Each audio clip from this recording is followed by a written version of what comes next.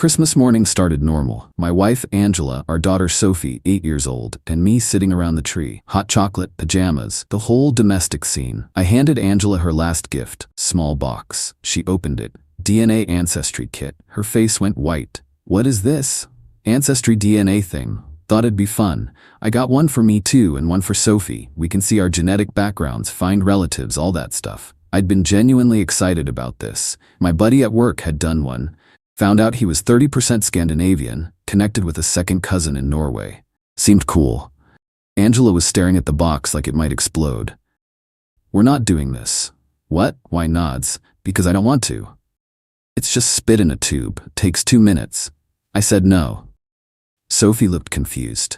Mom, I want to see if I'm a princess. Jamie at school said her DNA test said she's related to royalty.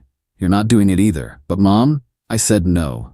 The sharpness in her voice made Sophie's eyes water. Angela never snapped at Sophie. Never. I stepped in. Hey, it's okay. It's just a gift. If you don't want to do it, that's fine. Angela stood up, went to the kitchen. I followed. What's wrong? Nothing. I just think those tests are invasive. They sell your data. It's a privacy issue. Okay, we don't have to do them. Good. But I'm going to do mine. I already bought it. Her head snapped toward me. No. What? You're not doing it either. I laughed. Angela, it's my DNA. I can do what I want with it. If you send that test in, I'm divorcing you. I stopped laughing. What did you just say? You heard me. Family secrets stay secret.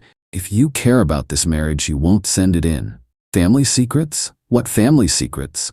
That's exactly why they stay secret. You don't need to know. I stared at her. My wife of 9 years, mother of my daughter, was standing in our kitchen on Christmas morning threatening divorce over a DNA test. That's insane. That's my boundary. Angela, I'm serious. You send it in, we're done. Then she walked out. I stood there holding my hot chocolate, watching it get cold. Something was very, very wrong. That night after Sophie went to bed, I tried again. Can we talk about this morning? There's nothing to talk about. I don't want those tests in our house. You threatened to divorce me over a DNA test. I was being dramatic. Were you? She looked at me. Don't send it in, please. Just respect my wishes on this. Why? Because I'm your wife and I'm asking you not to. That's not a reason. That's an ultimatum. Call it what you want. Just don't do it. I wanted to push, wanted to demand answers, but she was shutting down, stone-faced, defensive. I'd never seen her like this. Okay, I said. I won't send it in. She relaxed. Thank you. Then she went to bed. I stayed up. Here's the thing. I'm not a naturally suspicious person. I don't go through phones, don't track locations. Our marriage had been good, normal, no major fights, regular date nights, good communication. Until that morning, one DNA test turned my wife into a stranger. So I did what any reasonable person would do. I sent my test in the next day. Not to be petulant, not to catch her doing something, but because a reaction that extreme meant there was something worth finding. And I wasn't going to sit around in ignorant bliss waiting for a bomb to go off. If there were family secrets, I had a right to know them, especially if they involved me. I mailed it from work, registered it online, waited. 2 weeks later, Angela asked about the test. Did you throw it away? Yeah, I lied. Threw it out. Good. Another week passed. Results came in. I was at work when I got the email. Logged into the portal. Looked at my ethnicity breakdown. 45% Irish, 30% German, 15% English, 10% Scandinavian. Cool. Then I checked the DNA relatives section. Top match, Sophie Anderson. Predicted relationship, aunt, uncle, niece, nephew, or half-sibling or grandparent, grandchild. I stared at those options.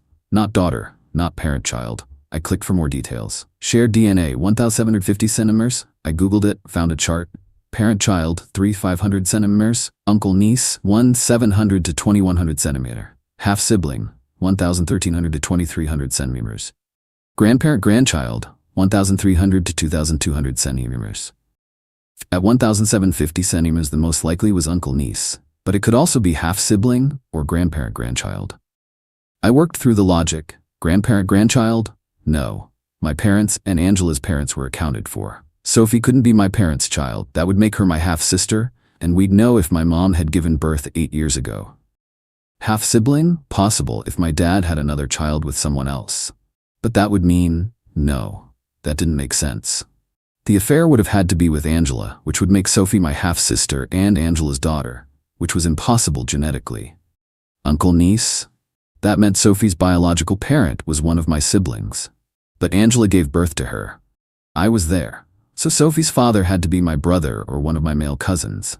I felt sick, went to the bathroom, locked the door, sat on the floor. 8 years. 8 years of being Sophie's dad. 8 years of thinking she was mine.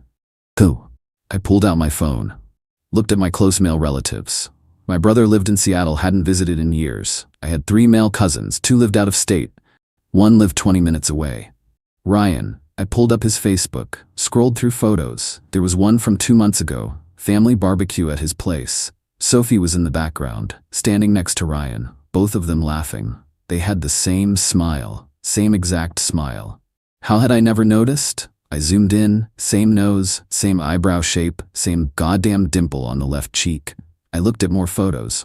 Birthday parties, Christmas from 3 years ago, Thanksgiving. Every photo with Ryan and Sophie together, they looked related because they were. I threw up in the toilet. When I got home that night, Angela was making dinner. How was work? Fine. I watched her, looked for signs, guilt, nervousness, anything. Nothing. She was humming, stirring pasta, normal. Sophie's at soccer practice. Your mom picked her up. Cool. I went upstairs, logged into Angela's laptop. We shared passwords, always had. No secrets was our thing. Apparently that was a lie. Checked her email, nothing obvious. Checked her Facebook messages. Nothing with Ryan except normal family stuff. See you at Easter. Thanks for having us over. Checked her phone records online through our shared account. No unusual calls to Ryan. She'd been careful. That made it worse somehow. Over the next week I investigated. I'm the kind of person who keeps records. Paper statements going back years filed in our home office. Angela always thought it was excessive. Why keep old bank statements? Everything's online. Turns out, online systems only go back 2 years. Paper statements? Forever. I pulled out the box labeled 2016, 2017, found our credit card statements from 9 years ago, flipped through February. There it was. The Riverside Inn. 3 different charges. February 12th, 19th, 24th. All when I'd been at a conference in Boston. I remembered that conference. 3 days. Software development thing. Angela had said she'd be fine alone. It's just 3 days, she'd said. Go network, have fun. I looked at the hotel charges. February 12th, February 19th, February 24th. 3 visits, 3 nights. All to a hotel 15 minutes from our house when we live 20 minutes from downtown. Why go to a hotel when you have a house? Unless you need privacy. Cross-referenced with Ryan's social media, had to scroll back years, found his gym check-ins. He'd posted from the Riverside Inn's gym, February 12th and February 24th. Getting that grind in even on the road. He wasn't on the road, he lived here. Found more old text messages in my backup drive. From 9 years ago, Angela had texted me while I was in Boston. Ryan stopped by to drop off the thing from your mom. Stayed for coffee. He's so funny lol. At the time, I thought nothing of it. Ryan bringing something from my mom, normal family stuff. Now I saw it differently. Ryan visiting while I was out of town. Stayed for coffee. For how long? An hour? 3 hours? Overnight? I checked her text history from that week. She'd texted me every night. Miss you. Hope the conference is good. Sophie's asleep, just watching TV. Lies. Casual, easy lies. Sent from our couch while I was 800 miles away thinking everything was fine. I hired a private investigator. His name was Marcus, former cop. Came recommended from a guy I'd helped with some IT work. Cost $3,000 for 2 weeks of surveillance. Marcus followed Angela. Documented her days. Most of it was normal. Work, grocery store, gym, home. But then, 2 Thursdays into surveillance, Angela met Ryan for lunch. Downtown. Italian place. Corner booth. Marcus got photos. 15 of them. They weren't touching. Weren't kissing. But the body language was there. Leaning in. Laughing. Angela touching her hair. Something she did when she was flirting. I'd noticed it when we were dating. In one photo, Ryan's hand was on the table near hers. Not holding, just near. Marcus's report said, subjects appeared comfortable with each other. Interaction seemed more intimate than familial. No overt physical contact, but significant indicators of emotional connection. I stared at those photos for hours. I asked him to do a paternity test. I need DNA from the child and the potential father. How do I get that? Get creative. Next Sunday, we went to my mom's for dinner. Ryan was there. I asked him to help me move something in the garage. He drank from a water bottle, left it on the workbench. I pocketed it later. Sophie's DNA I got from her toothbrush. Sent both to the lab the PI recommended. Results came back in 5 days, 99.99% probability of paternity. Ryan was Sophie's biological father. I sat in my car in a parking lot and cried for an hour. Then I called a lawyer. Her name was Patricia Chen. Mid-40s, sharp suit, sharper eyes. Came highly recommended by a colleague who'd gone through a messy divorce. Her office was downtown. Glass walls, law books everywhere. Degree from Stanford on the wall. I need to divorce my wife. She cheated 9 years ago with my cousin. Our daughter is biologically his. Patricia didn't even blink. Do you have proof? DNA tests. 2 different labs. I slid the folders across her desk. Ancestry DNA showing Sophie as my niece. Independent paternity test showing Ryan as her father. 99.99% certainty. She reviewed the documents, nodded. This is solid. Does she know you know? No. Good. Keep it that way. The element of surprise is valuable. When do you want to file? Soon, but I want to serve her publicly. At our family reunion, July 4th. Patricia looked up. That's 6 weeks out. Why wait? Because Ryan will be there. I want to serve him too. Civil suit, and I want my entire family to see what they did. That's bold. Legal, but bold. Are you sure you want to go nuclear like that? Absolutely. All right, let's talk about what we're filing. She pulled up a laptop, started typing. Petition for dissolution of marriage, citing adultery as grounds. In this state, that affects asset division favorably for you. You'll get a bigger share of marital property. What about the house? Who's on the mortgage? Both of us. We'll request she be removed and you buy out her share or force a sale and split proceeds. Given the adultery, judge will likely let you keep it if you can afford her half. I can. Good. Now custody. This is complicated. Sophie thinks you're her father. You're on the birth certificate, but biologically, Ryan is the father. I want full custody. Do you want to terminate Ryan's potential parental rights? He doesn't have any rights. He's not on the birth certificate. He never claimed paternity. True. But if he petitions the court, he could argue for rights based on biological relationship. Can we block that? Yes. You've been the presumed father for 8 years. Courts heavily favor established parent-child relationships over biological relationships in these cases. If Ryan wants rights, he'll have to fight you for them, and he'll lose. Good. Patricia typed more notes. For the civil suit against Ryan, we're looking at intentional infliction of emotional distress and fraud. The fraud is tricky. He didn't directly lie to you, but he concealed material information. The emotional distress is stronger. You can demonstrate psychological harm from discovering the affair and paternity. How much can I sue for?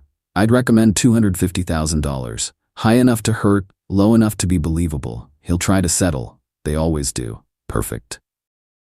We spent the next hour going through details, asset lists, Sophie's school records, character witnesses, everything I'd need to win. Custody was complicated. Sophie thought I was her father. Legally, I was her father. I was on the birth certificate. But biologically, I wasn't. Do you want custody? Patricia asked. I want Sophie to have stability. I've been her dad for 8 years. I'm not abandoning her because of Angela's choices. Noble, but expensive. You'll be paying child support for a child that's not biologically yours. I don't care. Sophie didn't do anything wrong. Patricia nodded. All right, we'll file for divorce, cite adultery, and request joint custody. In this state, if you're on the birth certificate and have acted as the father, you have parental rights regardless of biology. What about Ryan? What about him? Does he have rights? Not unless he petitions for them. And if he does, you can contest it. You've been the father for 8 years. Courts favor established parent-child relationships. Good. We strategized that day, built the entire case, gathered all evidence. When do you want to file? Patricia asked. Not yet. I want to wait. For what? My family has a reunion every year. 4th of July weekend. My mom's side, about 60 people. Big park pavilion, catered food, whole thing. And Ryan always comes. I want to serve them both there, in front of everyone. Patricia nodded slowly. That's 5 months away. You'll have to live with her, pretend everything's normal for 5 months. I know. Can you do that? I have to. Those 5 months were the hardest of my life. Coming home to Angela every day, kissing her hello, eating dinner together, watching TV, pretending I didn't know she'd destroyed our family. She planned Sophie's 9th birthday party. I helped blow up balloons. She talked about summer vacation. I nodded along. She kissed me goodnight. I kissed back. All while knowing the truth. All while planning her public exposure. Late May, 6 weeks before the reunion, we finalized everything. Patricia filed the divorce papers. Got them ready for service. I confirmed with the process server. You'll serve her there, in front of everyone? If that's what you want, it's legal, that's what I want. And him? He pointed to Ryan's name on my notes. Separate papers. Paternity fraud civil suit. Serve him right after you serve her. This is going to be quite the show. That's the point. The weeks leading up were surreal. Angela had no idea. She was planning Sophie's birthday party, talking about our summer vacation plans. Being a normal wife, I played along, kissed her goodbye in the mornings, had dinner together, watched TV at night, all while knowing she'd destroyed our marriage 9 years ago and let me believe a lie every single day since. The rage was constant, but I kept it buried, cold, controlled. 4th of July came. We arrived at the park at 1 p.m. Angela was wearing a sundress. Sophie had a sparkler. Everything was festive. Ryan was already there, flipping burgers on the grill. Hey man, he gave me a bro hug. How's it going? Great. You? Can't complain. I wanted to break his jaw. Instead, I smiled. Burgers look good. Thanks. Angela and Sophie went to say hi to my mom. I stayed near Ryan. So Sophie's getting big, Ryan said casually. Yeah, she's 8 now. 8. Time flies. Sure does. She looks more like you every day. I stared at him. You think so? Oh yeah, same expressions. He was lying to my face, just like Angela. At 3 p.m. my phone buzzed. Text from the process server, in position. I texted back, go. 5 minutes later, a man in a polo shirt approached Angela. She was standing with my aunt and mom, holding a plate of potato salad. Angela Montgomery? Yes, you've been served. He handed her an envelope. She looked confused, opened it, started reading. Her face went white, same white as Christmas morning. What? What is this? Everyone was staring now. Petition for dissolution of marriage, I said loudly. I'm divorcing you. The whole pavilion went silent. What? Why? Read page 3, the part about adultery. She flipped pages, started reading, then looked up at me, then at Ryan. Ryan hadn't noticed yet. He was still at the grill. The process server walked over to him next. Ryan Montgomery? Ryan turned. Yeah? You've been served. He took the envelope, opened it. His face changed. What the hell is this? That's a civil suit for paternity fraud and intentional infliction of emotional distress, I said. You're being sued for $250,000. What? I walked to the center of the pavilion. Everyone was watching now. My mom, my aunts and uncles, my cousins. All 60 people. Since we're all here, I said, I thought this was a good time to share some family news. Angela and Ryan had an affair 9 years ago. Sophie is Ryan's biological daughter, not mine. DNA test confirmed it. I've known for 6 weeks, and now everyone else knows too. Silence. Then my mom, what? Sophie is Ryan's daughter, not mine. Sophie, who'd been playing with her cousins, came running over. Daddy, what's wrong? I knelt down, looked at her. This kid I'd raised, loved, read bedtime stories to, taught to ride a bike, not my blood, but mine in every way that mattered. Nothing, sweetheart. Daddy just has some adult stuff to handle. Go play, okay? Okay? She ran back to the other kids. Angela was crying. How could you do this here, in front of everyone? How could I? I stood up. How could you? 9 years, Angela. 9 years of lying to my face, letting me raise another man's child thinking she was mine. I was going to tell you. When? At her high school graduation? Ryan stepped forward. Look, man, don't. I pointed at him. Don't say a word. You're my cousin. You were at our wedding. You held my daughter, your daughter, at the hospital and looked me in the eye and said, she's beautiful, congrats. You've been lying to me for 8 years. I didn't know for sure. Bullshit. You knew. You both knew. My uncle grabbed Ryan's arm. You did what? Ryan tried to pull away. It was a mistake. A mistake? I laughed. A mistake is forgetting someone's birthday. This is betrayal. This is fraud. This is destroying a family. My mom was crying now. Angela, how could you? Angela couldn't look at her. I'm sorry. I'm so sorry. You're not sorry you did it, I said. You're sorry you got caught. I turned to face everyone. I'm filing for full custody. I'm keeping my daughter because I'm her father. Biology be damned. Ryan can petition for rights if he wants, but I doubt he will because he's a coward. Angela gets supervised visitation until we figure out what's best for Sophie. And if anyone in this family has a problem with how I handled this, you can leave now. No one moved. I looked at my mom. I'm sorry I did this at the reunion, but I wanted everyone to know what they did. No more secrets. No more lies. She nodded, came over, hugged me. Then my aunts came over, then my uncles. One by one, my family surrounded me. Angela stood alone. Ryan's dad grabbed him. Get out, now. Dad. I said, get out. Ryan left, didn't even look at Sophie. Angela tried to come toward me. My cousin blocked her. You need to leave too. That's my daughter. That's his daughter, my mom said. You made your choice 9 years ago. Live with it. Angela grabbed her purse, looked at Sophie one more time. Sophie waved. Angela started crying harder. Then she left. I stood there, surrounded by my family, and felt the weight lift. The secret was out. The truth was known. And I wasn't carrying it alone anymore. Sophie came running back. Daddy, where's Mommy? She had to go home, honey. She's not feeling well. Oh, can we have cake now? Yeah, let's get you some cake. We stayed at the reunion for 3 more hours.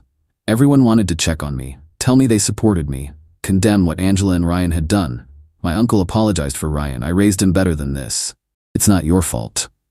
Still, he's my son. I'm ashamed. When we got home that night, I put Sophie to bed, read her 2 stories, tucked her in. Daddy? Yeah, sweetie? Did Mommy and you have a fight? Sort of. Are you getting divorced? Kids are too smart. Yeah, we are. Is it because of me? No, never. This has nothing to do with you. Mommy and Daddy just can't be married anymore. But I'll always be your dad. That won't change. Promise. Promise. She hugged me. I love you, Daddy. I love you too, Sophie. The divorce took 6 months, 6 brutal months. Angela fought for custody, hired an aggressive lawyer. Guy named Steve something, slicked back hair, expensive suit, the kind of lawyer who bills $400 per hour to send emails. Her strategy was to paint me as unstable, vindictive. A man who humiliated his wife in public. At the first hearing, Steve stood up. Your Honor, my client made a mistake 9 years ago. One mistake, for which Mr. Montgomery has punished her in the most cruel, calculated way possible. He served divorce papers at a family reunion in front of 60 people, including their 8-year-old daughter. Patricia stood. Your Honor, my client discovered that his wife had been lying to him for 8 years about the paternity of his child. He had every right to be angry. The method of service was dramatic, yes, but it was legal. And frankly, Mrs. Montgomery's affair with Mr. Montgomery's cousin, at family gatherings in their shared home, while lying to him about it, is far more cruel than any public service of papers. The judge, a woman named Henderson, looked at Angela. Mrs. Montgomery, is it true you had an affair with your husband's cousin? Yes, but, and you never told him? I was going to. When? The child is 8 years old. Angela looked at her lawyer. He whispered something. I thought it was best for everyone if it stayed private, Angela said. Judge Henderson wrote something down. We'll address custody in the next hearing. For now, temporary custody remains with Mr. Montgomery. Mrs. Montgomery gets supervised visitation. Next. That was hearing 1. Hearing 2, Angela's lawyer brought character witnesses, her friends, her co-workers, all talking about what a great mom she was. Angela volunteers at Sophie's school, one friend said. She's room mom. She makes cupcakes for every birthday. She loves that little girl. Patricia cross-examined. Did Mrs. Montgomery ever mention who Sophie's father was? Well, her husband. Did she ever tell you that Sophie was actually her husband's cousin's child? No. So she lied to you too? Objection. Sustained. Rephrase, Miss Chen. Did Mrs. Montgomery tell you the truth about Sophie's paternity? No. No further questions. Every witness, Patricia did the same thing. Established that Angela had lied to everyone, for years. Hearing 3 was about my fitness as a parent. Angela claimed I was too angry, too bitter, that I'd poisoned Sophie against her. Her lawyer called me to the stand. Mr. Montgomery, do you hate your wife? Ex-wife. And no, I'm disappointed and hurt, but I don't hate her. But you humiliated her publicly. I revealed the truth publicly. There's a difference. You don't think serving papers at a family reunion was excessive? I think having an affair with my cousin and lying about my daughter's paternity for 8 years was excessive. Serving papers at a reunion was just efficient. People in the gallery laughed. The judge didn't smile, but I saw her eyes crinkle. No further questions. Patricia called Sophie's teacher. "Miss Rodriguez, how is Sophie doing in school?" "She's thriving, top of her class, well-adjusted, happy." "Has she mentioned any problems at home?"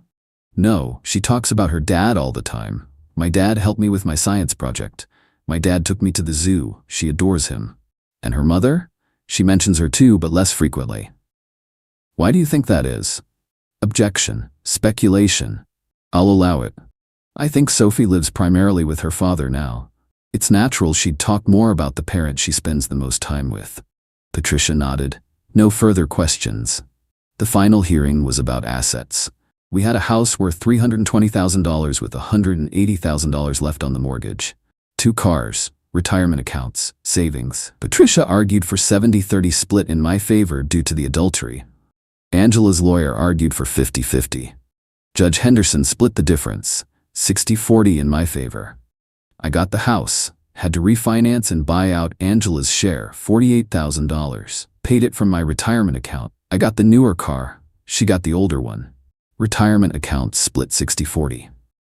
Custody, primary physical custody to me. Angela got visitation every other weekend and 1 weeknight per week. Supervised for the first year, then unsupervised if a therapist approved.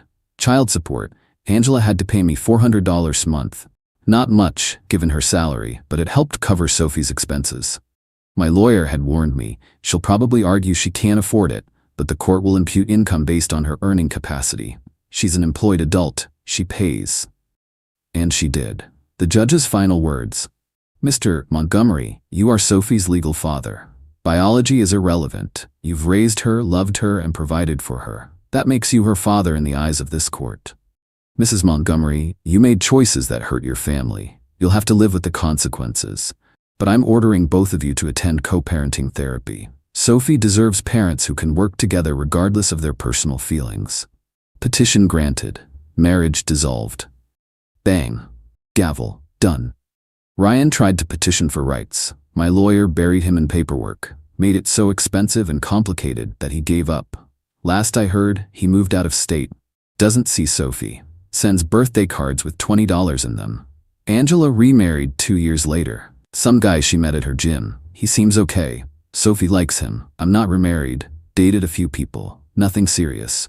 I'm focused on Sophie. She's 10 now, smart as hell, plays soccer, loves reading, wants to be a veterinarian. She asks about the divorce sometimes. I keep it simple. Your mom and I weren't right for each other, but we both love you. She doesn't know Ryan's her biological father. Maybe I'll tell her when she's older. Maybe I won't. Depends on what's best for her. As for the lawsuit against Ryan, we settled out of court. He paid $50,000. Not the $250,000 I asked for, but enough to fund Sophie's college savings. Angela's family cut her off for a while. Her parents were mortified. Eventually they reconciled, but it's not the same. My family? They still bring it up at reunions. Remember that 4th of July when? It's become a legend. The day I publicly exposed an affair and paternity fraud in front of 60 people while burgers were burning on the grill. Would I do it again? Hell yes. Some people think I was cruel, that I should have handled it privately, protected Angela's dignity. But Angela didn't protect me. Didn't protect our marriage. Didn't protect Sophie from growing up in a house built on lies. She made her choices. I just made sure everyone knew what they were. And Sophie? She's thriving. Happy. Loved. She calls me Dad. Not because of DNA, because I earned it. That's the lesson in all this. Biology matters, but choices matter more. Angela chose to cheat. Ryan chose to betray family. I chose to fight for my daughter. And I won. The DNA test didn't destroy my family. It revealed the destruction that was already there. Hidden behind Christmas mornings and family barbecues and no secrets promises that were all lies. Now there are no more secrets, no more lies, just truth. And that's worth more than any illusion of a perfect family ever was.